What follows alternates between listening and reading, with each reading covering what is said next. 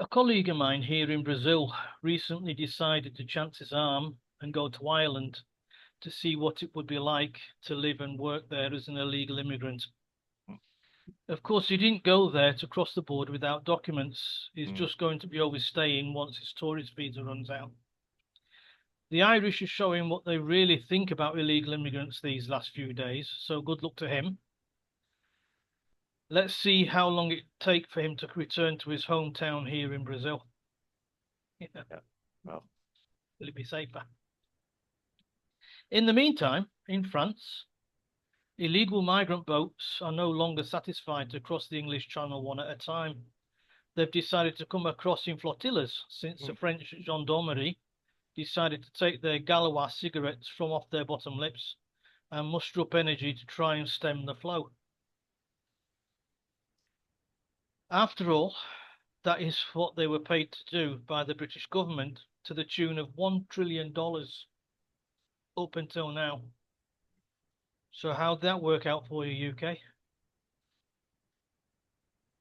okay. EU border agency Frontex said that traffickers were adapting their modus operandi in an attempt to boost the number of successful crossings. It said that the tactic of setting off in flotilla was putting more life at risk as it stretches more search and rescue teams. The more boats in the water, Yeah. they've got to spread themselves out more. Channel crossings continued today with pictures showing new arrivals wearing life vests being brought in by border force boats in Dover and then being driven away by waiting buses. So, they were waiting for them to have a reception committee. So now instead of one or two boats trying to cross each day, it looks like 10 at a time and making the journey. When all of this boat crossing began, there were 48 passengers per boat. Now the count is 54 in each boat. But it seems like there's always room for one or two more. Always squeeze one or two more in. Yep. In spite of the fact that illegal border crossings into Europe have fallen by 20% this year, channel crossings to the UK are reaching record highs, with 14,812 illegal arrivals in the first 5 months of this year. Mm. And now that Rachel Reeves announced that there will be free hotels for the next 4 years in the land of milk and honey, that should get them to flock in even more. Right. Okay. No wonder the cover headline of the Sun newspaper this morning read, Vive la farce. Good old Sun. Yeah. They're Popping on. imaginative. Yeah. Yeah, that's it. Well, okay. Yeah. No, I'm picked up. I was just thinking. Yeah. I mean, yes. Remembering, of course, that we could be given that there's some new guidelines or something about what constitutes what you can talk about. Yeah. You speak or something. The new government thing is. Yeah. About that. You can't question about illegal immigrants, but we will do. We don't care. Yeah. I'm not Um, questioning anything. I'm just explaining what the yeah. facts are. Yeah, that's it. Um, Now looking at the Irish question and everything, yes. I mean, yeah, the Irish are actually pragmatic. They are not targeting legal immigrants, only illegal, and as you quite rightly pointed out. So I'm just making this point clear because there's been seen some headlines where anyone foreign walking around the streets of Ireland are in trouble. That's not strictly true. I mean, there are some people that I believe that have had to put some signs up on their windows to say we're from the Philippines. We're nothing to do with this. Yeah, they put a British flag up, then their flag of origin, and yeah, almost sort of yeah, we're here legally. Yeah, I mean you can have a view on that maybe, but yeah, they're legally. They got the bit of paper to say, hey, you know, like we are in Brazil. We had to jump through a few hoops to move to Brazil. In fact, yeah, I still have to on occasions prove things. Um, and yeah, we have an identity card that says it. That if a policeman comes and stops us in the street to say, "What are you doing here?" we have an identity card that proves we're legal. Yeah, doesn't mean we can go around doing bad stuff, but it just means we're here legally. Yeah, we can have that revoked at any time as well, and put on an aircraft and Greta Thunberg somewhere else. Yeah, um, but it, it's a it it is a Okay, the Irish are highlighting it now. Things are happening elsewhere in England. There is a total detachment from the administration. I'll keep calling them administration because administration covers a bit more than government people. No, than people in the government. It's a whole administration, and not only this one, the previous one as well. As to what the normally very tolerant population of the United Kingdom will accept and not accept. Yeah. And okay, I'm dragging Ireland in with this as well. We'll say the British Isles. Yeah. The normally tolerant people of the British Isles will accept and not accept. Yeah. And that breaking point has more than been exceeded now. Yeah. Yeah, I was just about to say that in Ireland, as Ireland's smaller and has less space, tipping point has been reached Yeah. already.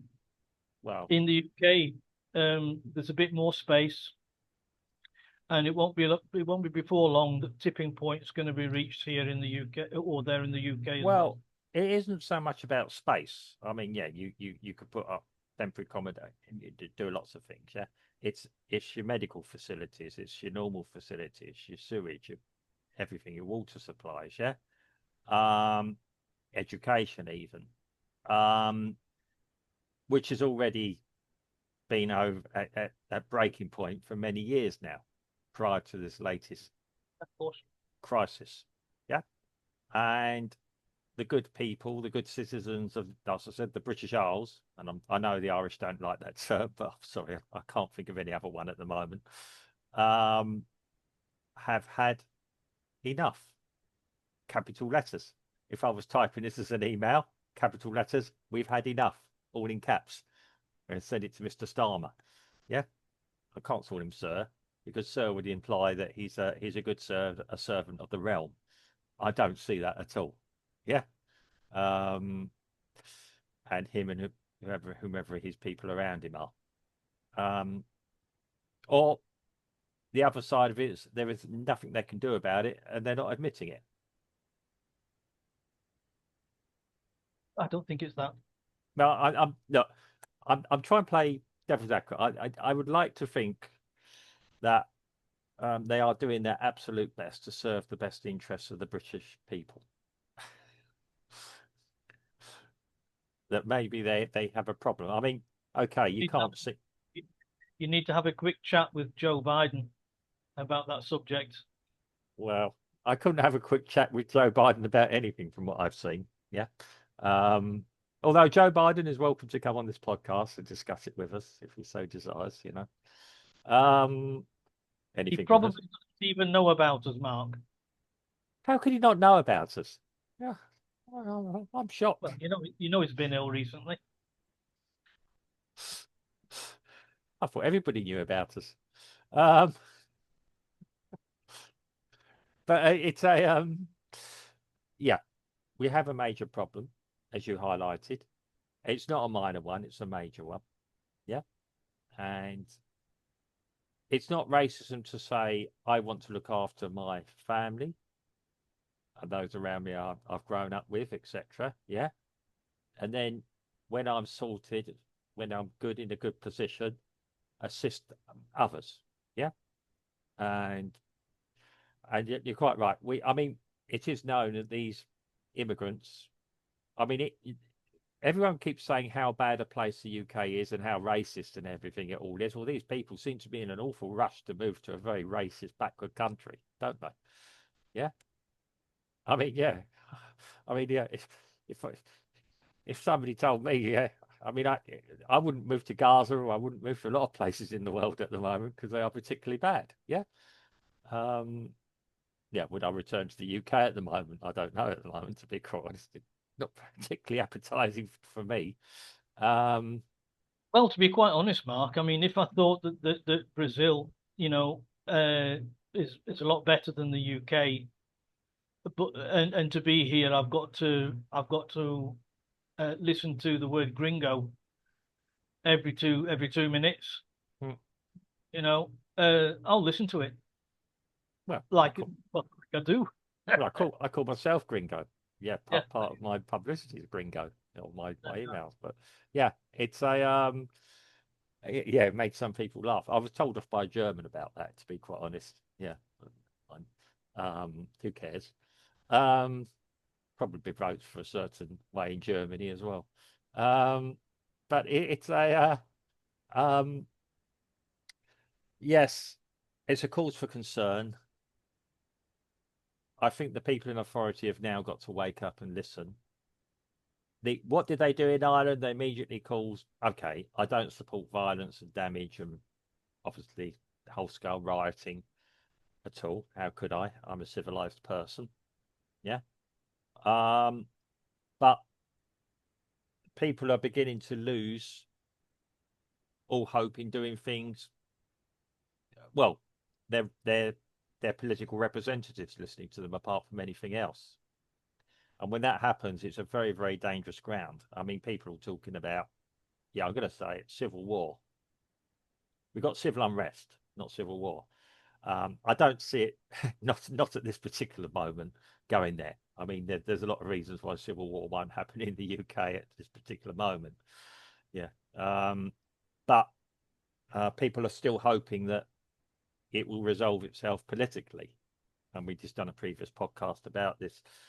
Yeah, okay. If another administration moves in, will it be resolved overnight?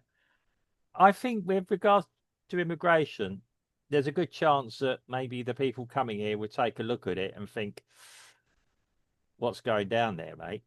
Yeah.